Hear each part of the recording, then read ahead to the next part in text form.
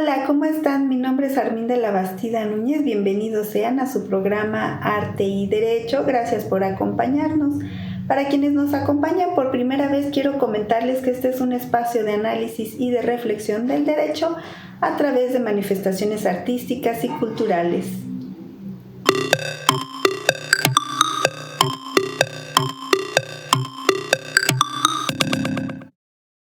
Ahora nos enlazamos con la doctora Lisbeth Xochitl Padilla Sanabria, quien es licenciada, maestra y doctora por la Universidad Nacional Autónoma de México, investigadora del Sistema Nacional de Investigadores, egresada de la Tercera Escuela de Verano en Dogmática Penal y Procesal Penal alemana del Centro de Estudios de Derecho Penal y Procesal Penal Latinoamericano de la Georg August Universität Göttingen en Alemania.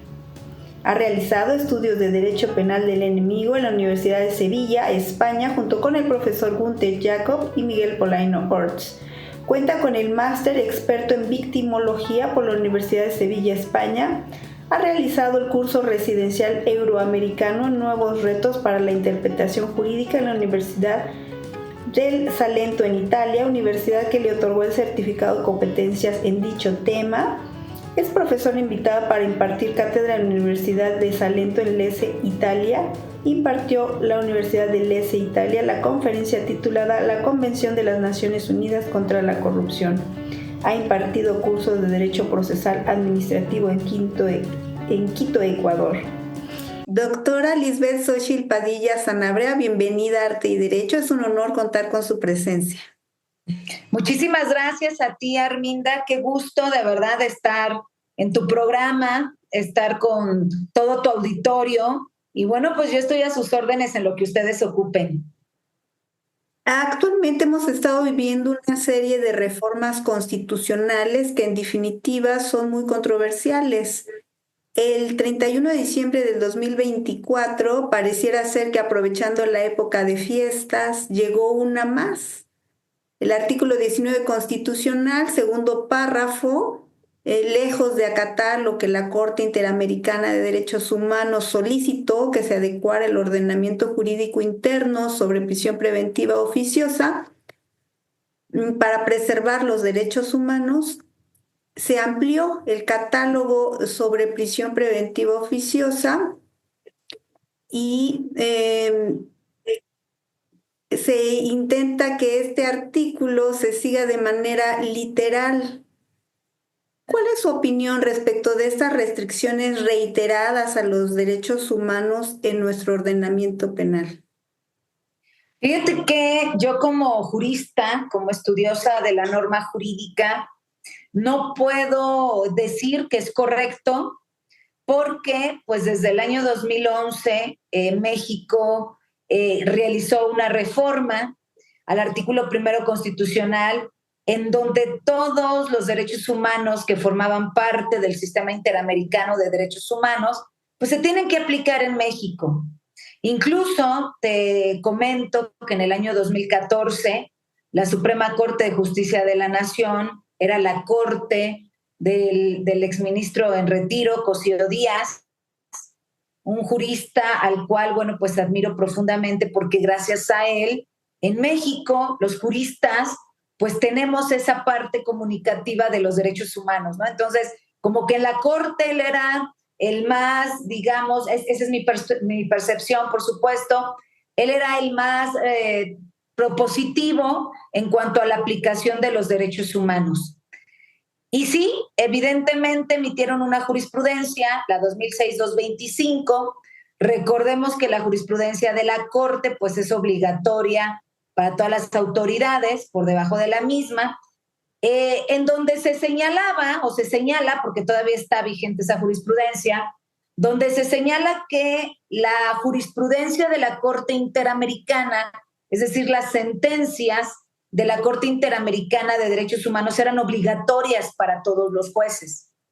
Entonces, tenemos dos sentencias, no conforme con eso, ¿no? Tenemos dos sentencias de la Corte Interamericana de Derechos Humanos en contra de México, ¿no? En donde condenan al Estado mexicano.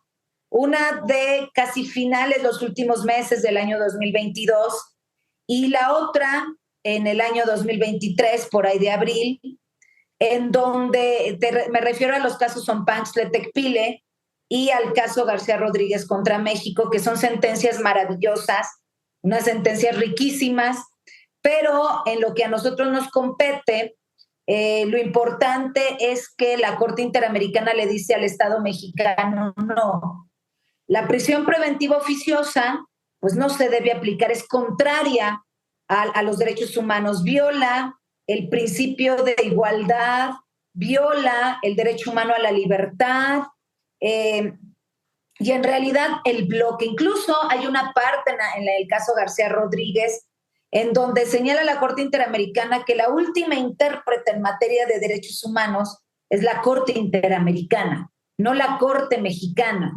porque también la Corte Mexicana pues emite una jurisprudencia hermana de esta que te comento, pero con un número de registro, un número menos, la 2006-224, en la cual señala que cuando en la Constitución exista una restricción expresa al ejercicio de los derechos humanos, se debe estar en la Constitución y eliminar todo el bloque de constitucionalidad.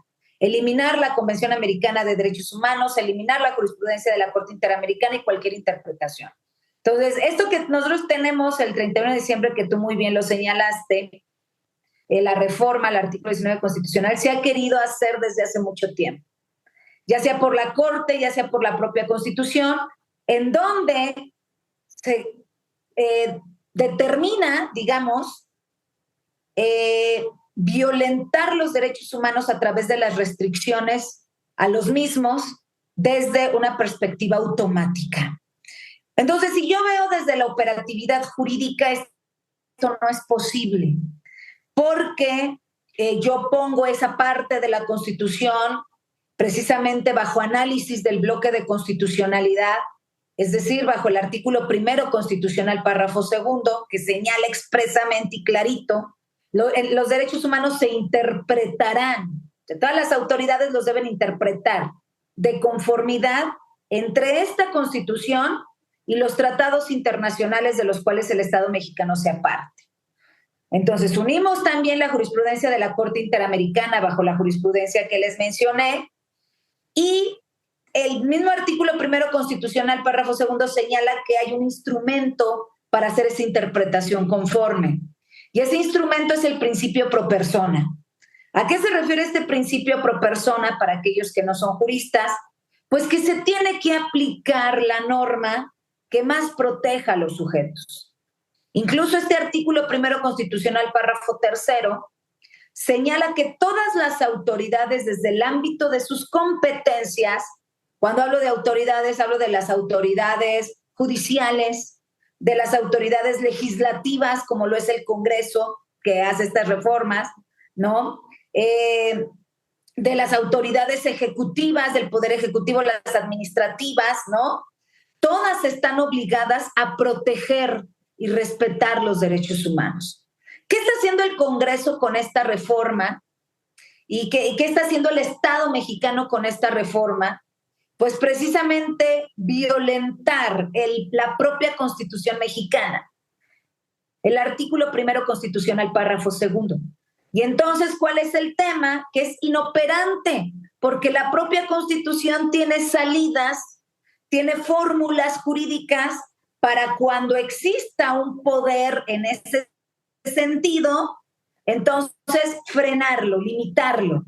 Y el falso discurso, yo por ahí escribí una columna la semana pasada, el falso discurso de la supremacía constitucional, de que la Constitución manda sobre todo, no, eso ya no existe, eso ya es antiguo, es por detrás del año 2011, es muchos años atrás. En realidad la supremacía constitucional es este bloque, nuestra Constitución, la jurisprudencia de la Corte Interamericana y la Convención Americana de Derechos Humanos, o cualquier tratado internacional en materia de derechos humanos, de acuerdo al caso a que nosotros analicemos, y que el Estado mexicano lo haya firmado y ratificado, como es el caso de la Convención Americana, esa es la supremacía constitucional y opera a través de una interpretación conforme. Entonces, insisto, desde la operatividad jurídica es incorrecto el discurso. Entonces, pueden meter las violaciones que quieran a la Constitución, porque para ellos es muy fácil, ¿no? Ah, pues quieres violar un derecho humano, quieres restringir un derecho humano, mételo a la Constitución. No, porque el propio sistema interamericano te pone límites. ¿Cuál sería la única salida que tuviera el Estado?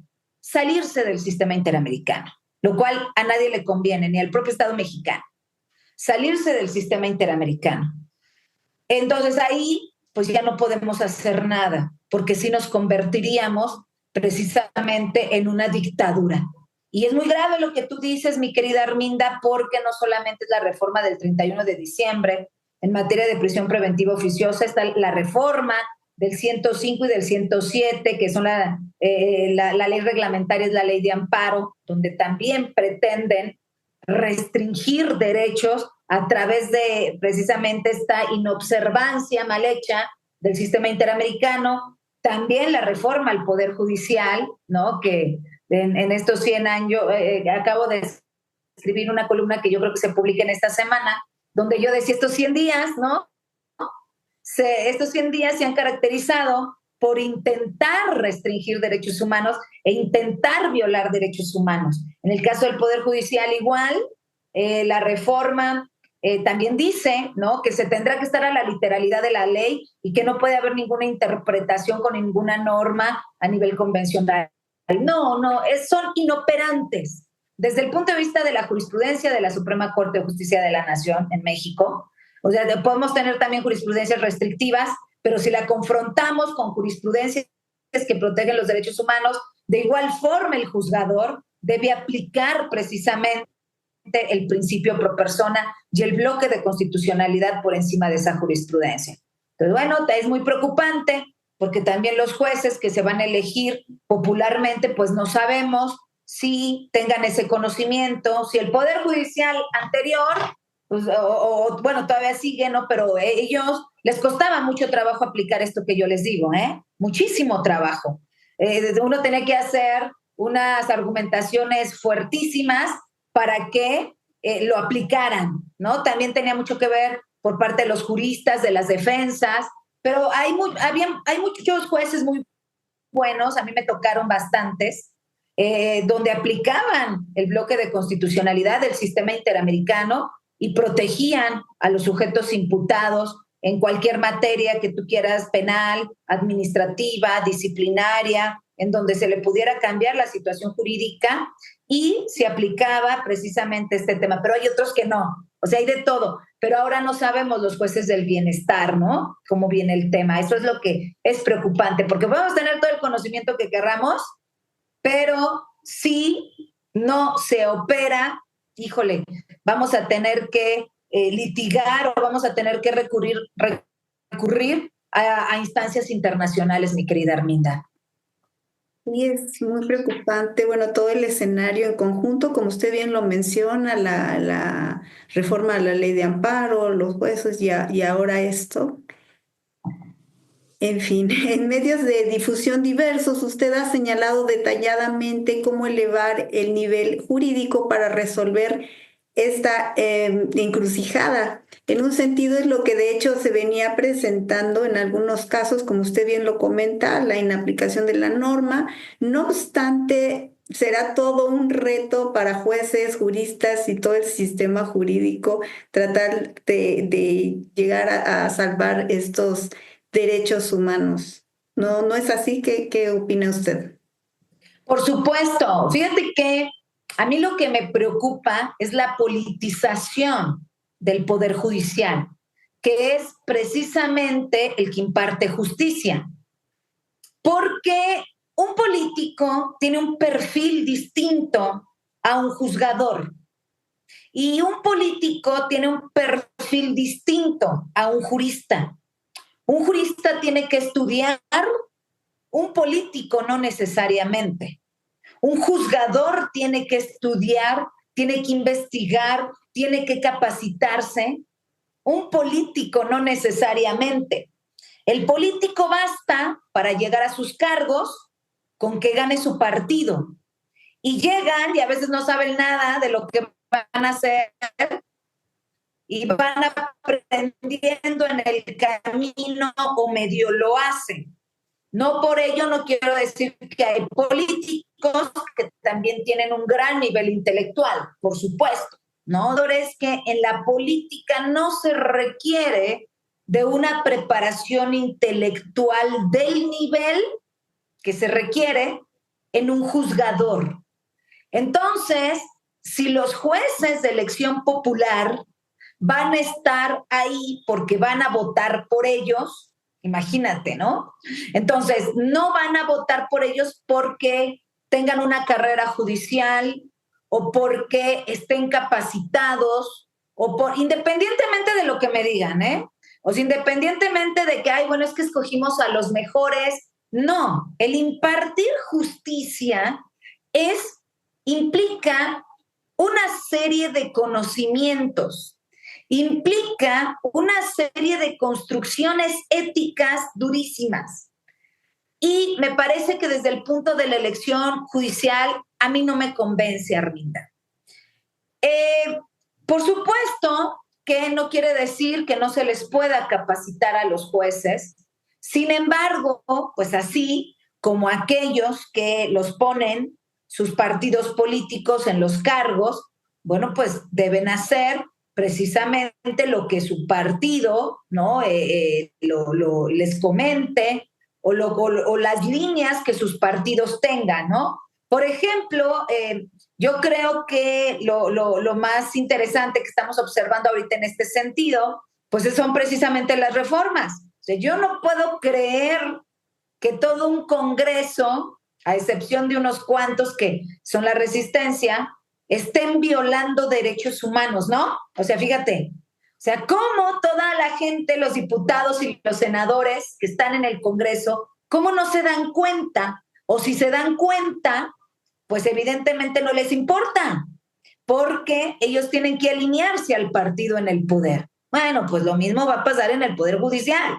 Y esto va a traer como consecuencia, pues, la violación de los derechos humanos de las personas. Entonces, ¿cómo elevar este nivel? Mira, no hay de otra.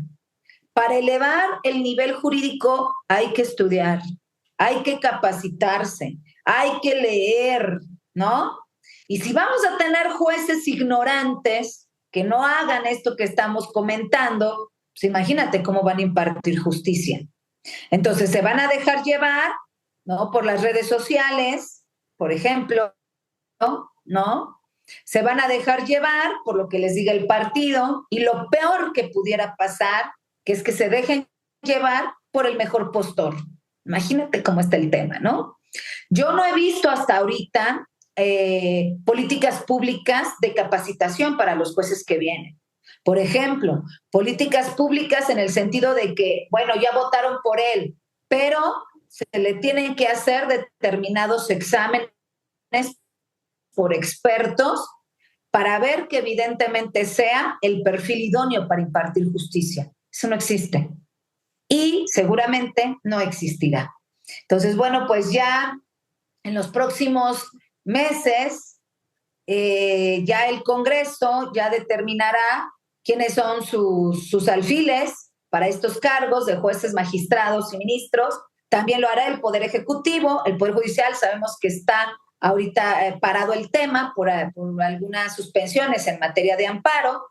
Entonces, bueno, pues se viene un relajo. Yo no sé, ojalá y todo salga bien. Yo creo que la que quiere que todo salga bien, yo soy la primera, en primera fila, que me digan, doctora Padilla, la voy a convocar para que nos sentemos en una mesa y decirle que usted estaba equivocada con todo lo que usted había venido escribiendo. Yo sería la mujer más feliz del mundo. Yo diría, sí, es cierto, tienen razón, esa era la salida. Pero como yo observo las cosas, pues evidentemente no. Vamos hacia el tema de una restricción de derechos humanos y Venezuela, ya sabes de lo que le está costando, no pueden sacar a Maduro, ¿eh? No lo pueden sacar.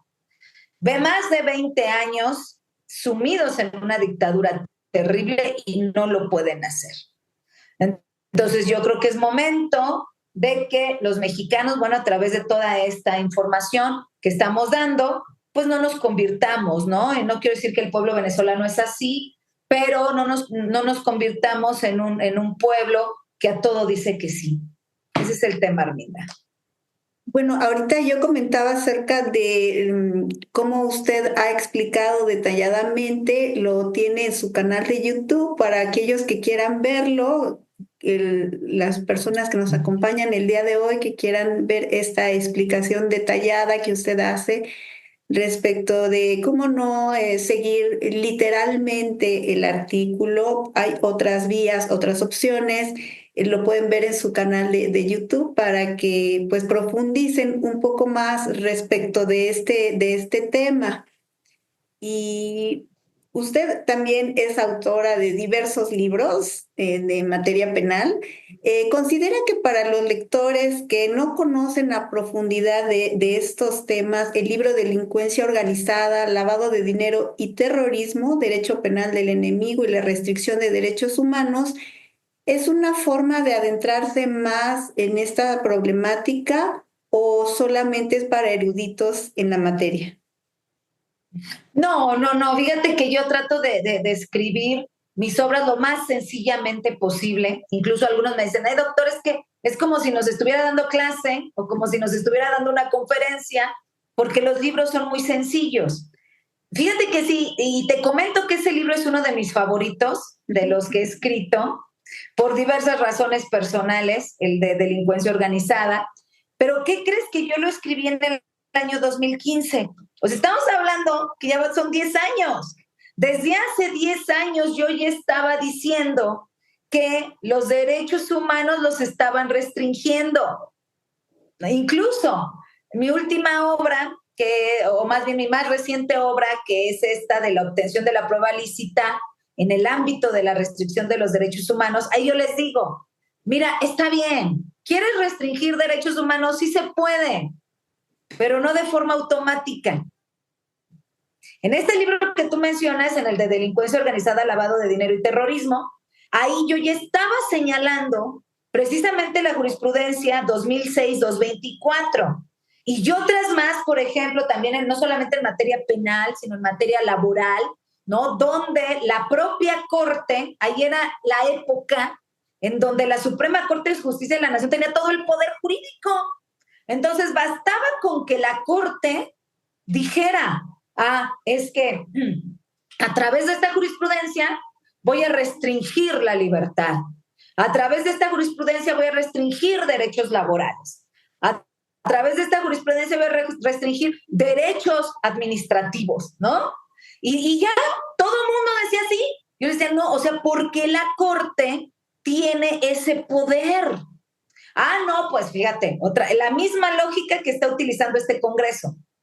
Pues porque está en la Constitución. Y en la Constitución hay un artículo que es el 94, párrafo 11º, donde señale que la jurisprudencia de la Corte es obligatoria para todas las autoridades. Entonces yo dije, no, espérate tantito, no es correcto. Y empiezo a hablar de cómo se restringen verdaderamente los derechos humanos por otros países, como en el caso de los Estados Unidos de América, con la ley patriota en ese entonces, en donde ellos podían intervenir, lo pueden hacer actualmente también, ¿eh? O sea, esa ley que se le cambió a ley libertad, ¿no? Sigue teniendo vigencia, y entonces si los Estados Unidos de América consideran que su seguridad nacional pues es susceptible de violentarse, ellos pueden intervenir en cualquier país con el que tengan relaciones económicas.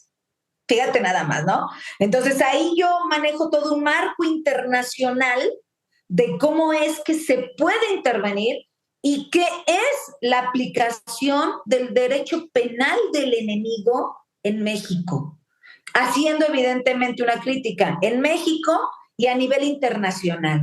Entonces, decir, a ver, ¿quieren derecho penal del enemigo? Es muy sencillo. Los Estados Unidos de América lo pueden aplicar, pueden independientemente de que exista una sentencia absolutoria en México, pueden solicitar la detención de una persona y su extradición para efecto de que ellos lo tengan incluso detenido el tiempo que consideren necesario. Ahí en ese artículo vienen precisamente, perdón, en ese libro vienen precisamente los artículos de la ley patriota y ellos lo soltarán cuando quieran. Cuando el fiscal norteamericano considere que ya no hay sospecha, ya no hay nada, pues lo va a soltar cuando quiera. Entonces, también la parte de la reforma judicial, a mí me da la impresión de que es como una barrera, ¿no? Precisamente ante esas normas extranjeras. Y si al Estado mexicano le piden una extradición, pues ya los jueces la podrán negar, ¿no? La podrán negar. O sea, bueno, sabes que estoy investigando por delincuencia organizada, por narcotráfico a tal personaje, ¿no? Ya sea hombre o mujer, lo que sea, bueno, solicito lo extradites. Entonces, ¿qué pasa con los jueces que serán por elección popular? Pues ellos podrán decir que no, lo cual nos puede traer conflictos diplomáticos tremendos. Entonces, me parece que el gobierno federal pues sí debe tomar eso muy en cuenta, que seguramente así lo va a hacer, tomar eso muy en cuenta para no caer en conflictos internacionales. Pero la realidad, Arminda, es que sí es posible restringir un derecho humano, pero no de forma automática. Incluso la propia Corte Interamericana dice, a ver, es que el tema no es de que si se van a restringir o no derechos, el tema es cómo lo vas a restringir. Y el sistema interamericano señala, no se pueden restringir derechos humanos de forma automática. Así como no hay pena de muerte, así como la tortura está prohibida, también está prohibido restringir derechos humanos de forma automática. Entonces, la prisión preventiva oficiosa, el tema de la reforma al Poder Judicial por la independencia judicial, el tema de las normas generales en materia de amparo, son restricciones automáticas a los derechos humanos que son contrarias precisamente. Entonces, ¿qué debemos hacer para restringir un derecho humano? ¿O qué debe hacer la autoridad para restringir un derecho humano? Por eso te digo, ¿no? Si yo les digo a las autoridades, bueno, ¿los quieres restringir? Está bien, restríngelos, pero requieres de estos elementos. La interpretación conforme, como lo estuvimos analizando desde tu primera pregunta, el test de proporcionalidad en sentido amplio, o sea, determinar la necesidad, determinar el tema de la pertinencia, cuál es el dato de prueba que se tiene para demostrar que es necesario restringirle la libertad. Bueno, es que ya intentó fugarse. Ahí está el dato de prueba, ahí está la necesidad. No es lo mismo que digas, prisión preventiva automática, ya, bye, no, yo no voy a escuchar, como así me lo dijeron muchos jueces y federales en algunos asuntos que yo tuve. No, pues es que yo no voy a aplicar el caso García Rodríguez contra México, porque la prisión preventiva oficiosa está en la Constitución. Yo les decía a su señoría, déjenos debatir, permítanos elevar el nivel jurídico, permítanos hacer uso del sistema interamericano. No, es que el juzgador no, o sea, y yo te voy a decir algo, Arminda, precisamente este tipo de actos de que no quisieron aplicar, en muchos casos, en su mayoría, si yo hago un recuento, fíjate, yo tengo muchísimos años como postulante defendiendo gente, te estoy hablando como 27 años defendiendo gente, imagínate, ¿no? Si yo hago un recuento y te digo del 100% de los juzgadores, doctora Padilla, ¿cuántos aplicaron el sistema interamericano durante el desarrollo de su profesión? Yo te puedo decir que el 1%. En serio, ¿eh? La mayoría no lo hacía. La mayoría no lo hacía. Entonces, esa fue una razón también, estoy completamente segura de eso, de que también cayó el poderío del Poder Judicial Federal. En serio. Entonces, en materia de restricciones automáticas, no las querían aplicar porque la propia Suprema Corte de Justicia de la Nación determinaba que las restricciones automáticas eran posibles. Entonces, no, las restricciones automáticas no demuestran la necesidad, la pertinencia, la idoneidad, da un argumento de razonabilidad, haz un análisis de proporcionalidad, motiva y fundamenta y utiliza el principio de legalidad desde una perspectiva sistémica.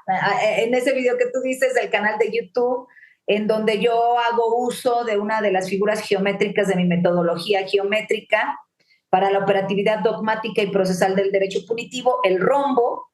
Y bueno, pues ahí está muy clarito. El principio de legalidad no es que esté en la ley secundaria, no implica que solamente esté en la Constitución. El principio de legalidad es toda una complejidad que se debe analizar desde la ley secundaria, claro, pero también desde la Constitución, pero también desde el sistema interamericano, desde el tema de la convencionalidad y por supuesto desde el tema de la jurisprudencia de la Corte Mexicana. Pero todo ese análisis se tiene que aplicar la norma menos lesiva al sujeto. Entonces, si tú tienes una restricción, por ejemplo, ¿no? En materia administrativa, en la Ley General de Responsabilidades Administrativas, en el artículo 95 señala, es que todas las autoridades investigadoras pueden solicitar un informe a la Comisión Nacional Bancaria y de Valores mediante un convenio que tengan sobre las cuentas bancarias del servidor público investigado. Y la jurisprudencia de la Corte Interamericana te dice no lo puedes hacer así de forma automática porque es el derecho humano a la intimidad personal. Tienes que ejercitar un control jurisdiccional, que estoy armando un congreso para abril, precisamente con ese tema, ya estoy armándolo con mexicanos extranjeros sobre esos puntos.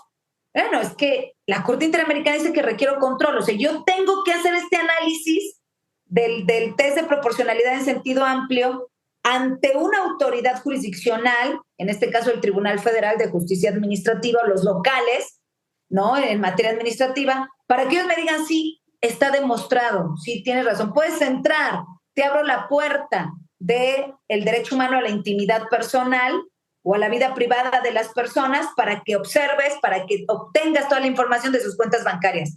Pero lo hacen automático. ¿Cuál es el resultado? Violación a los derechos humanos. ¿Cuántas cuentas bancarias no ha bloqueado la Unidad de Inteligencia Financiera de forma automática? Sin ni siquiera darle a conocer al sujeto bloqueado las razones y los motivos del por qué está bloqueado. O sea, no solamente es en materia penal, hay un buen de restricciones a los derechos humanos, pero no son restricciones de violaciones a los derechos humanos porque la restricción no se lleva desde una perspectiva jurídica operativamente correcta. Si tuviéramos esta perspectiva jurídica y capacitáramos, es como un sueño, ¿no? Mío. Hay que capacitar a todas las autoridades y hay que enseñarles cómo restringir derechos humanos. Bueno, tendríamos a más de 2 en el tanque, ¿no? Precisamente por actos de corrupción, por ejemplo, sin violarles derechos humanos. Tendríamos personas en prisiones de máxima seguridad, delincuentes, que amerite prisiones de máxima seguridad, sin violarles un derecho humano. Pero ¿cuál es el problema? Violas los derechos humanos y entonces no vas a meter a ese delincuente que amerita estar en una prisión de máxima seguridad. Vas a meter inocentes a la cárcel. ¿Por qué inocentes? Bueno, pues oigan, tenemos el 20 constitucional apartado de fracción primera, que es la presunción de inocencia. Aquí todo el mundo es inocente, es presuntamente inocente hasta que no se demuestre lo contrario. Aquí nadie tiene que demostrar su inocencia. En este país no. No sé en otros. Pero entonces dices, bueno, pues me metes inocentes, ¿por qué? Porque no les das. Es que sí mató. No, espérate tantito.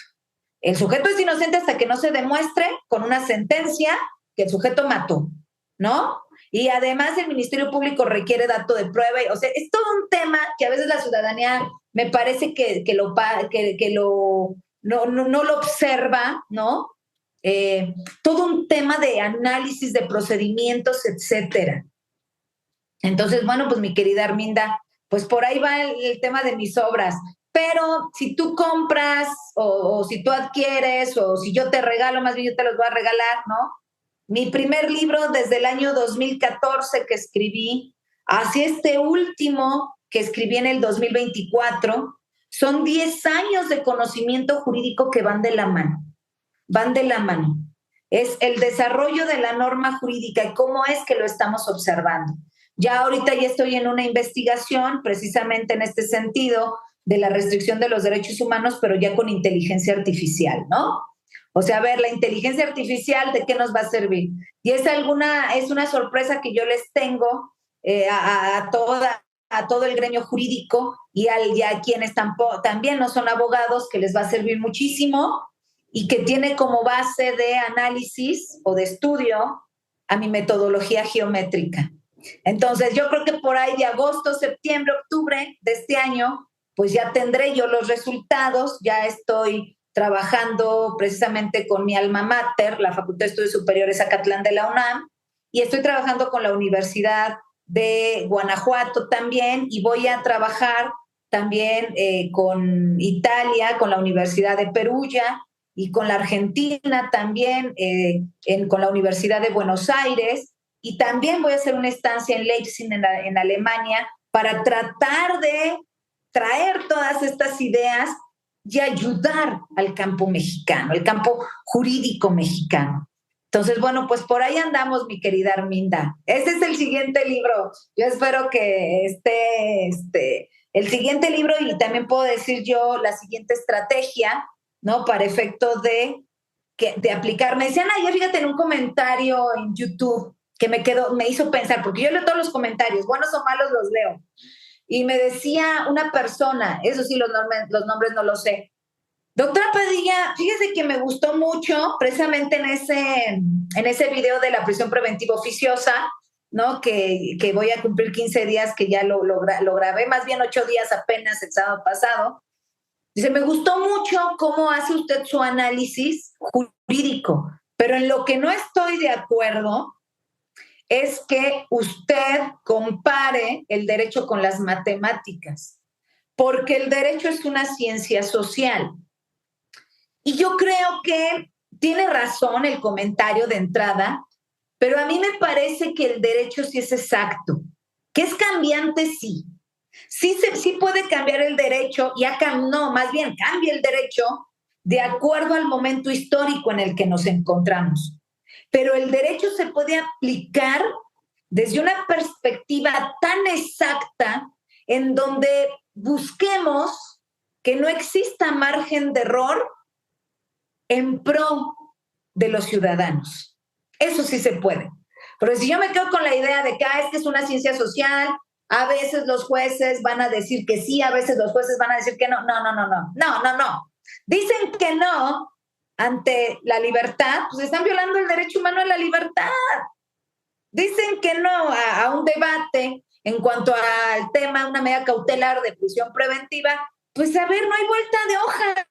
Aquí es como las matemáticas, 1 más 1 es 2. Bueno, aquí es igual, no hay vuelta de hoja, es violación de derechos humanos. No hay interpretación, no nada. La interpretación de cada juzgador se tiene que hacer con base en lo que tenemos actualmente, que es precisamente ese bloque de constitucionalidad. ¿Cómo ves, Arminda?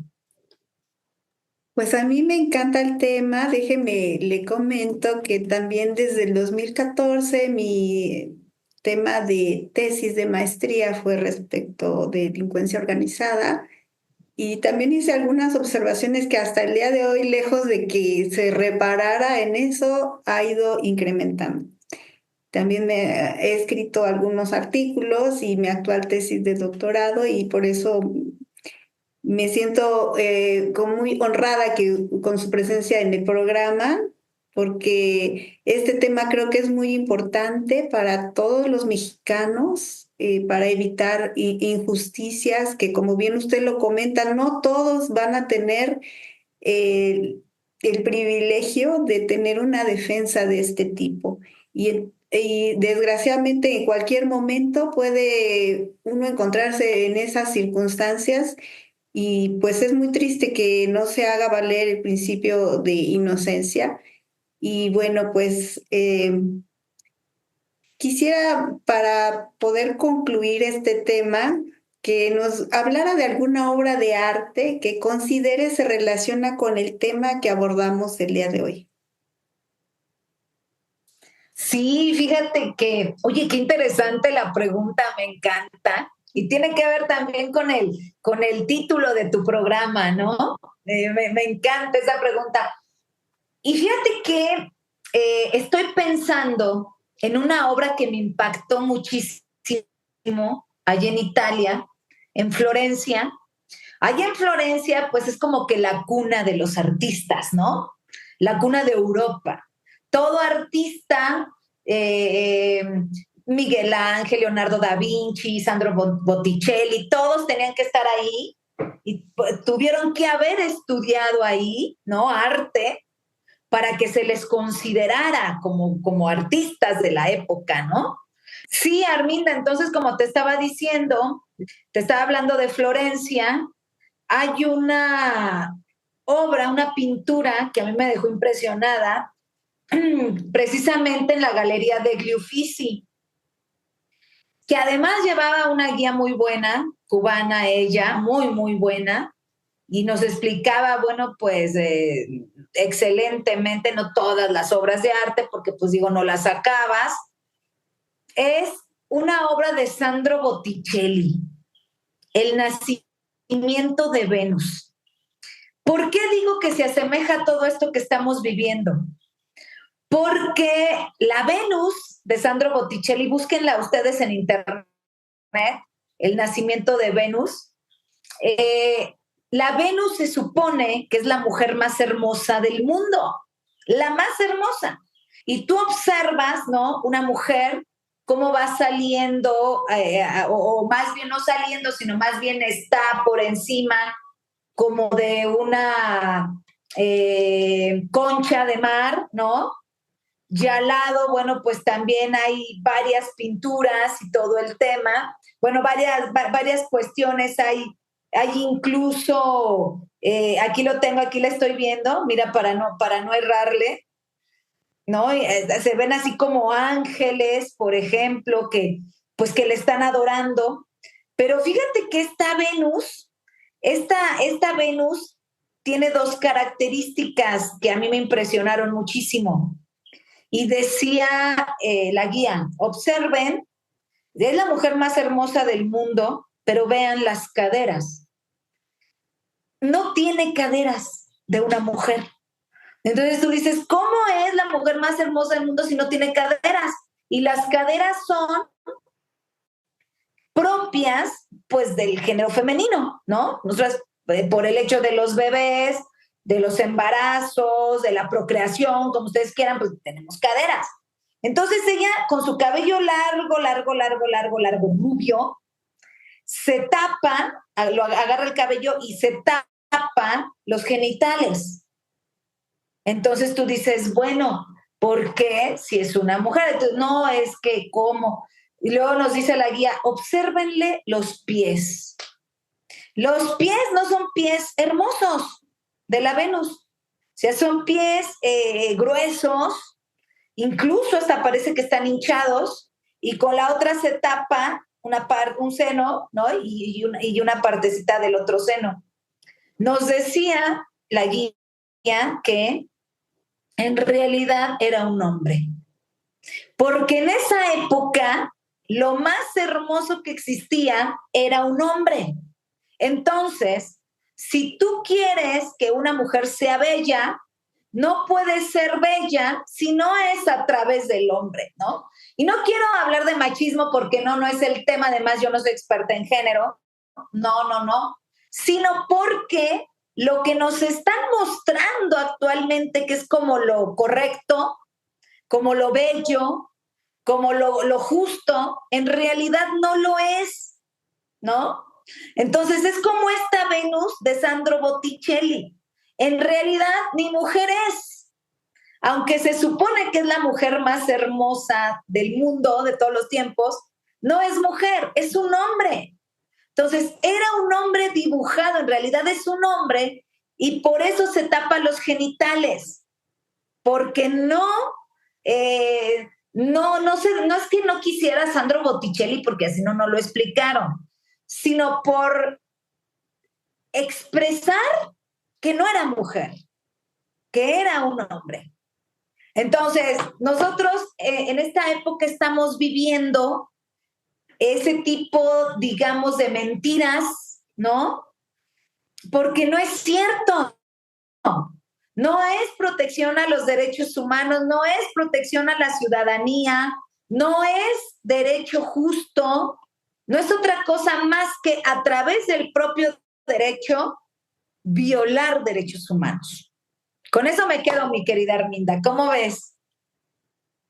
Excelente, me encantó su conversación del día de hoy, todo lo que nos viene a enseñar. Y pues le agradezco muchísimo, infinitamente su presencia en Arte y Derecho y además pues todo lo que hace esta difusión de este tema que pareciera ser que está muy complejo, muy complicado para poderlo visualizar, pero de alguna manera lo ha ido desenmarañando y, y bueno, pues sabemos personas que nos preocupa mucho este tema, como le comento en lo personal a mí también, y sé que hay muchísimas personas que están muy preocupadas por estos temas. Y le agradecemos en nombre de todos que pues usted continúe con estas investigaciones serias, profesionales y muchísimas gracias. Muchísimas gracias. No, no, no, al contrario, la agradecida soy yo, porque sin ustedes, sin personas como tú, preocupadas, que nos abren espacios, todo lo que nosotros pudiéramos hacer no tendría ningún tipo de impacto social. Y en cambio, ¿no? Con tu tiempo que tú me estás dedicando, muchísimas gracias por tu tiempo, mi querida Arminda, también a todos tus espectadores, todo el tiempo que nos están dedicando, toda la lucha, porque esto es una lucha intelectual, sale a la luz. Entonces, eso es lo importante y eso es precisamente lo que nos hace crecer como sociedad. Te agradezco infinitamente, de verdad, que me hayas invitado. Y bueno, yo sigo a tus órdenes cuando tú quieras. Muchas Un gracias. abrazo, muchas gracias y gracias a todos por los que nos acompañan el día de hoy. Hasta pronto.